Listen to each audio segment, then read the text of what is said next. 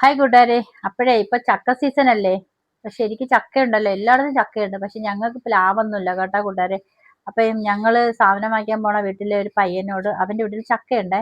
അങ്ങനെ ഒരിക്കൽ കറി വയ്ക്കാൻ ചോദിച്ചപ്പം വലിയൊരു ചക്ക തന്ന് പൈസ കൊടുത്തു. പക്ഷെ കൊണ്ടുവന്ന് വെട്ടിയപ്പോഴത്തേക്കേ വലിയ കട്ടിയുള്ള വലിയ കനമുള്ള ഇത്രയുള്ള ഒരു ചുളയായിരുന്നു. അപ്പൊ നമുക്കൊരു അഞ്ചാറെണ്ണം മതി കറി വയ്ക്കാൻ, അത് ശകലം.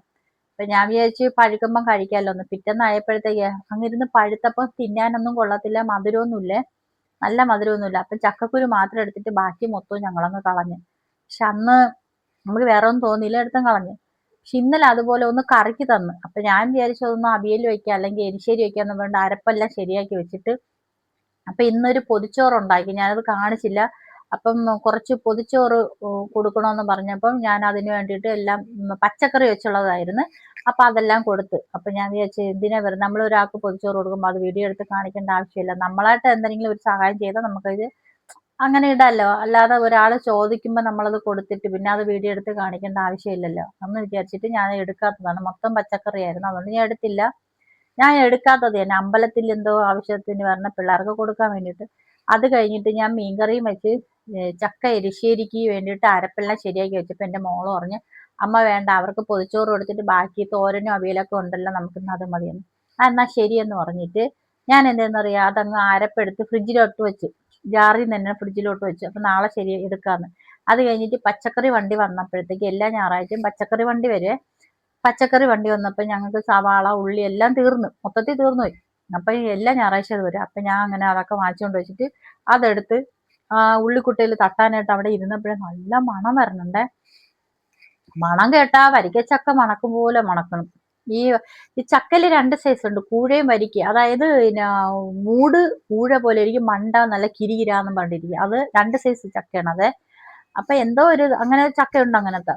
അപ്പൊ ആ ഒരു സൈസ് അപ്പൊ നല്ല മണം. ഞാൻ പിന്നെ അവിടെ ഇരുന്നോണ്ട് തന്നെ പിച്ചാത്തി എടുത്ത്, ഞാൻ ഇടയ്ക്കൊരു പിച്ചാത്തി കാണിച്ചു തന്നല്ലോ വലുത്, ആ പിച്ചാത്തി എടുത്ത് ചക്ക എന്തെങ്കിലും മുറിച്ചപ്പോഴത്തേക്ക് നല്ല മണേ, നല്ല മണം വന്നാ നമ്മൾ വിചാരിക്കും വരിക്കച്ചക്കയുടെ മണം പോലെയെന്ന്. പക്ഷെ എടുത്തപ്പോഴത്തേക്ക് സംഭവം പറ്റിപ്പോയി. കാരണം മണം കേട്ടപ്പോൾ തന്നെ എൻ്റെ സകല നിയന്ത്രണവും പോയി. കാരണം ഞാൻ എരിശ്ശേരിക്ക് അരച്ച് വയ്ക്കുകയും ചെയ്ത് ചക്കപ്പഴത്തിന്റെ മണവും വരണുണ്ട്. പിന്നെ ഒന്നും ആലോചിച്ചില്ല, അവിടെ നിന്ന് രണ്ടായിട്ട് മുറിച്ച് ചെറിയൊരു സൈസ് ചക്ക, ചെറിയ രണ്ടായിട്ട് മുറിച്ചിട്ട് അത് അവിടെ ഇരുന്നുകൊണ്ട് ചക്കക്കുരു എല്ലാം എടുത്തിട്ട് ചക്ക മാറ്റി ചുളയെല്ലാം കൂടെ മാറ്റിയെടുത്തു. അങ്ങനെ എൻ്റെ മോളയിൽ കൊടുത്ത് അവള് തേങ്ങയും ശർക്കരയും കൂടെ ഇട്ടത് ഇങ്ങനെ ഒരു സാധനം ഉണ്ടായി തന്നു. ദേ നോക്കിക്കേ, പലയുണ്ട് കേട്ടാ ഈ ചക്കയ്ക്ക്.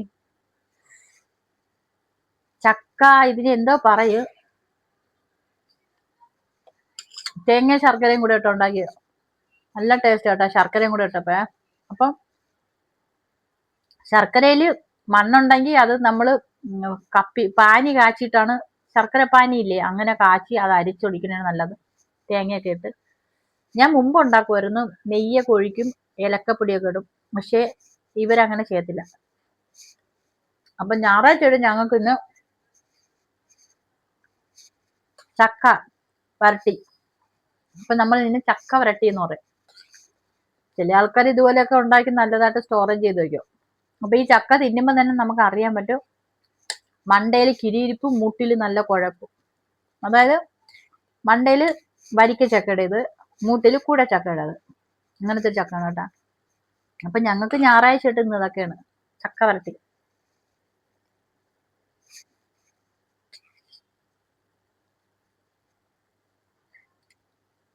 കൊള്ളാം കേട്ടോ, നല്ല ടേസ്റ്റ് ഉണ്ട് കൂട്ടുകാരെ. എനിക്ക് ശരിക്കും പറഞ്ഞാൽ ഇതൊന്നും കഴിച്ചുകൂടാ കേട്ടോ, ഗ്യാസും വായുവിന്റെ ഒക്കെ ഉള്ളതുകൊണ്ടിട്ട് എനിക്കിതൊന്നും കഴിച്ചു. ഞാൻ ഇപ്പൊ എന്തൊരു ആഹാരം ഉണ്ടാക്കിയാലും എണ്ണ ഒഴിക്കാതെയൊക്കെയാണ് കഴിക്കുന്നത്. കടുവ് തളിക്കത്തില്ല, എണ്ണ ഒഴിക്കത്തില്ല. അതുപോലെ തന്നെ ചക്കയൊക്കെ എരിശ്ശേരിക്ക് തന്നെ ഞാൻ ശരിക്കും വലിയൊരു കുടംപുളിയെന്ന് വലിയൊരു വെളുത്തുള്ളിയുടെ ഇതൊക്കെയാണ് ഇട്ട് ചതച്ചൊക്കെ വെച്ചത് അരപ്പായിട്ട്, അതവിടെ ഇരിപ്പുണ്ട്. അപ്പം ചക്ക ഉള്ളവർ ഇതുപോലെയൊക്കെ ഉണ്ടാക്കി തിന്നു കേട്ടാ. അട ഉണ്ടാക്കാം, ഉണ്ട ഉണ്ടാക്കാം, എല്ലാം ചെയ്യാം. ഇപ്പൊ ഞാൻ ചോദിക്കുന്നത് കിരീരത്തതാണ്. ഇപ്പൊ ഞായറാഴ്ചത്തെ വീഡിയോ ഇതൊക്കെ ഉള്ളു കേട്ടോ. എനിക്ക് വേറെ വിശേഷമൊന്നുമില്ല, ഞാൻ പുറത്തൊന്നും പോയില്ല, വീട്ടിലുള്ള പണിയും ചെയ്ത് വീട്ടിൽ തന്നെ ഇരിക്കും.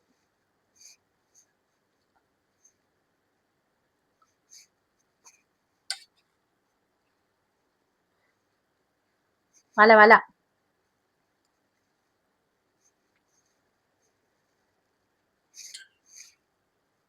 ബൈ.